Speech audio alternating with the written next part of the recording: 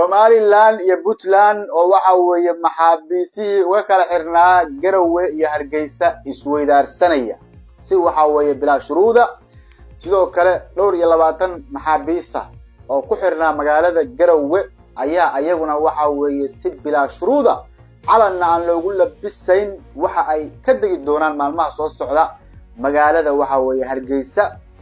soo dhawaada dhamaantiin arintaas oo faahfaahsan iyo qaabka wax la isku weydaarsanayo ayaan waxa weeye idinka dabageenaya marka muuqaalkan meel walba taabta fikradiina kala duwan wax qaybta commentiga na wala wadaaga oo si fogay marka waxa weeye magaalada Hargeysa maanta Somaliland waxa ay xabsi ay ku xirnaayeen maxaabiis reer Puntland gaar ahaan beesha waxa weeye majeerteen loo diray dhaqaatiir gaar ah caafimaadkooda la soo jeekimay baaritaan lagu sameeyay magaaladii maanta waxa weeye laga fariisiyay biri ama saadambana waxay ka soo degi doonaan maalmaha soo socda magaalada Garowe sidoo kale maxaabiistii reer Somaliland ka ahayd ee ahaa maxaabiistii ugu horeysay ee sanadii waxa weeye 2023 lagu qabtay dagaaladii gobolka Sool oo waqtigaas aan lagu aamini karin waxa weeye laascaanood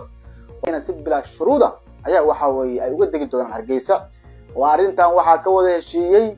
Puntland iyo Somaliland oo waxa weeye afka dug isku siiyay waxaana dhigi karaa waa guul iyo gobonnimo kale oo ka weyn male calan bal ugu labisayn mid walba waxa weeye suud baa loo gelinayaa dadkiisa eelkiisa baan loo geynayaa waana guul baan dhigi karaa dunidu sharcigeedu waxa weeye maxaabiis inaad maxaabiis ku bedelatid